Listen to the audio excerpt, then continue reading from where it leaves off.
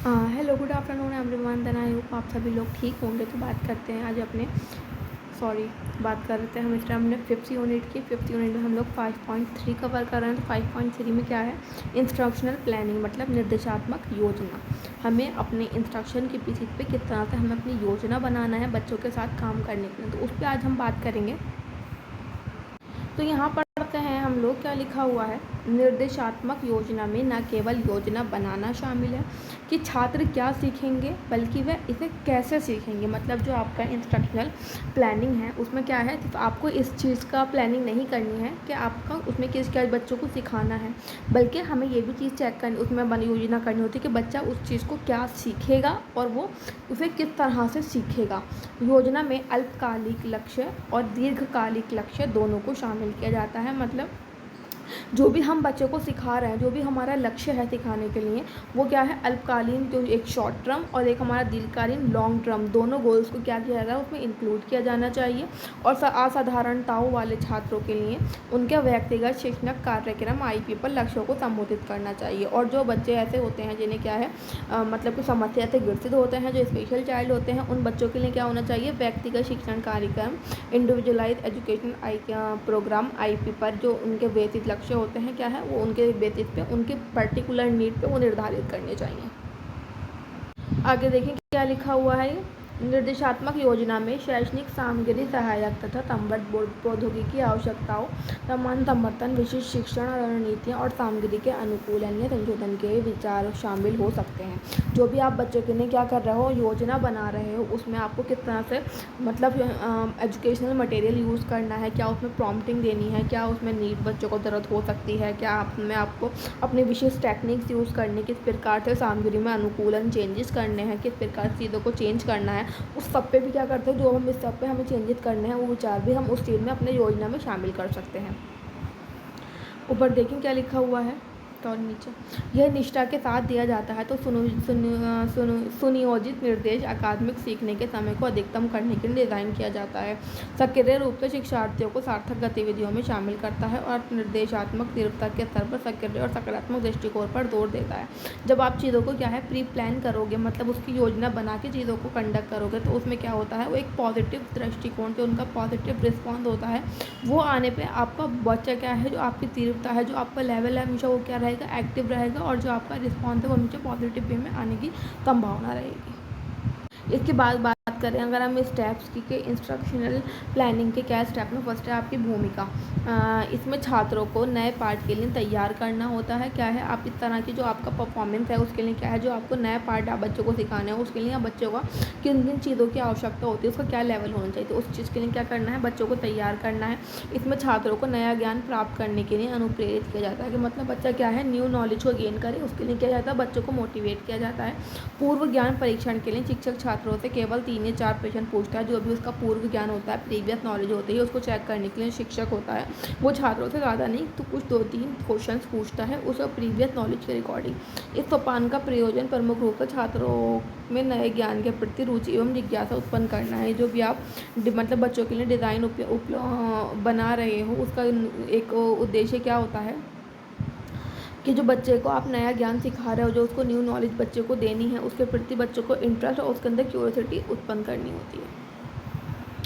आगे देखें अगला, प्रस्तुतिकरण। किसी भी चीज़ को किस तरह से आप प्रेजेंट करोगे, ठीक है, प्रस्तुतिकरण। तो इस सोपान में, इस मतलब एरिया में छात्रों को नया ज्ञान ग्रहण करने के लिए पर्याप्त मानसिक क्रिया करनी होती है। क्या मतलब अपना मेंटल प्रोसेस करना होता है, जो भी बच्चा एक नए नॉलेज को गेन करता है। इसलिए शिक्षकों को विषय सामग्री इस प्रकार से प्रस्तुत करनी चाहिए। इसलिए जो आप शिक्षक होते हैं वो बच्चों को जो आप मतलब टॉपिक करा रहे हो उससे रिलेटेड जो भी मटेरियल सामग्री होगी उसे इस तरह से मतलब उस तरह से बच्चे के सामने प्रेजेंट करना चाहिए कि छात्र उसे आसानी से ग्रहण कर सके। क्या है, ईजी होनी चाहिए ताकि बच्चा उसे देख के चीज़ों को अच्छे से लर्न कर सके बिना किसी डिफिकल्टीज के लिए। इसके लिए विषय सामग्री को क्रमानुसार 2 या 3 इकाइयों में बांटना तथा उसके प्रस्तुतिकरण के लिए उचित शिक्षण विधि का प्रयोग करना। इसलिए क्या बात कर रखी, जो भी आप बच्चे के लिए मटेरियल डेवलप कर रहे हो उसे 2-3 इकाइयों में बांटना चाहिए। 2-3 मतलब वे में बच्चों को इंस्ट्रक्शन देकर काम को कराना चाहिए। और जो भी आपका जो अभी आप प्रेजेंटेशन है आपको, वो क्या है, उचित विधि, उचित शिक्षण विधि, मतलब अच्छे जो आपके टीचिंग मेथड्स हैं उसका यूज़ करना चाहिए। यहाँ बात करें क्या लिखा हुआ है, तुलना या संबंध का निर्माण। इस सोपान में नवीन ज्ञान तथा पूर्व ज्ञान की तुलना करके दोनों में संबंध स्थापित करना होता है। जो भी मतलब बच्चे की प्रीवियस नॉलेज है और जो उसकी जो उसका नवीन जो उसकी न्यू नॉलेज है, दोनों में क्या है कंपेयर करके क्या है दोनों में संबंध रिलेशनशिप बनाते हैं, ताकि वो हम मतलब अपने प्रीवियस नॉलेज को भी यूज़ कर सके और अपनी करंट नॉलेज को भी यूज़ कर सके। इससे उसके ज्ञान में क्या है वृद्धि होती है। जो भी बच्चे की नॉलेज है उसमें क्या हो रहा है, वो इंक्रीज हो रही है एवं नए ज्ञान को आत्मसात करना उसके लिए आसान हो जाता है। और जो भी उसकी न्यू नॉलेज है उसको क्या है अडेप्ट करना क्या होता है बच्चे के लिए ईजी हो जाता है। वस्तुतः ये सोपान रचनात्मक प्रक्रिया का सोपान है जिसमें छात्रों के चिंतन को प्रेरणा मिलती है तथा इसमें खोजने की प्रवृत्ति जागरूक होती है। जो भी बच्चा सोच रहा है चीज़ों के लिए बारे में, उससे क्या होता है वो मोटिवेट होता है, और मोटिवेट होने के बाद जो भी उसकी खोजने की जो उसको डिस्कवर करने की चीज़ों के अंदर उसके अंदर ये हैबिट होती है, उसकी जो प्रवृत्ति होती है वो क्या होती है नई जागरूक हो जाती है बच्चे के अंदर। यहाँ देखिए क्या लिखा है कि इसमें नए खोज की प्रवृत्ति जागरूक होती है तथा इस सोपान का आयोजन इस प्रकार किया जाना चाहिए कि छात्रों को चिंतन एवं खोज का पर्याप्त अवसर प्राप्त हो सके। मतलब हमें इस प्रकार से चीज़ों को बच्चों के लिए बनाना चाहिए, जो बच्चे का थिंकिंग एंड उसका डिस्कवरी का प्रोसेस है वो उसके लिए क्या है बच्चों को अधिक से अधिक हमें अवसर उसकी अपॉर्चुनिटी प्रोवाइड करनी चाहिए। उसके बाद देखो प्रयोग है। प्रयोग में क्या कर सकते हैं, इस सोपान में छात्रों को नए ज्ञान के प्रयोग का अवसर दिया जाता है। क्या है जो आप बच्चे को नई नॉलेज है उसको किस तरह से यूज़ करना है उसकी अपॉर्चुनिटी दी जाती है, जो हमें बच्चों को मतलब प्रयोग करना। इस प्रकार इस सोपान का प्रयोजन छात्र को नए ज्ञान के प्रयोग करने के लिए योग्य बनाना होता है। मतलब इस प्रकार से जो बच्चे ने चीज़ें अपने अंदर अडेप्ट की हैं उसको किस प्रकार से नियोजन करना है, कि कहाँ यूज़ करना है, इस तरह के अवसर बच्चों को प्रोवाइड करके बच्चे को क्या है एबिलिटी, बच्चा उस चीज़ में एबल हो जाता है कि अपनी चीज़ अपना ज्ञान का कहाँ पे और कैसे उसका यूज़ करेगा। क्योंकि प्रयोग करने से प्राप्त मस्तिष्क ज्ञान मस्तिष्क में पर्याप्त रूप से अंकित हो जाता है। मतलब जब आप चीज़ों में प्रयोग उसका मतलब कि उस सही वातावरण में उसका प्रयोग करना स्टार्ट कर दोगे तो जो भी आपने न्यू नॉलेज आपने प्राप्त की है वो आपके मस्तिष्क में क्या होगा पूर्ण रूप से बैठ जाएगी, आपकी स्मृति में बैठ जाएगी और चीज़ें आप चाहकर भी भूल नहीं सकते फिर। उसके बाद हम बात करें नेक्स्ट क्या है पुनरावृत्ति। इस सोपान में संपूर्ण पाठ की संक्षिप्त रूप से पुनरावृत्ति की जाती है। मतलब जो भी आपने बच्चे के लिए पाठ तैयार कर रखा है उसे क्या है रिपीट करना, उसे रिवाइज करना।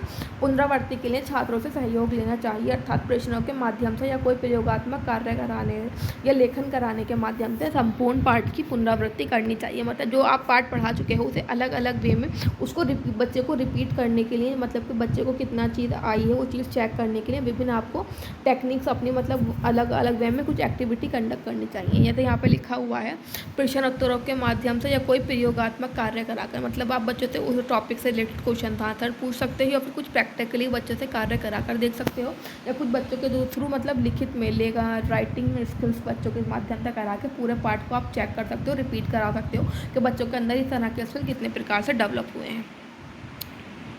तो हमने इंस्ट्रक्शनल प्लानिंग पढ़ी। इंस्ट्रक्शनल प्लानिंग क्या होती है, उसके क्या स्टेप्स होते हैं। देन आई होप आपको चीज़ें समझ में आई होंगी। Then thank you for watching my video.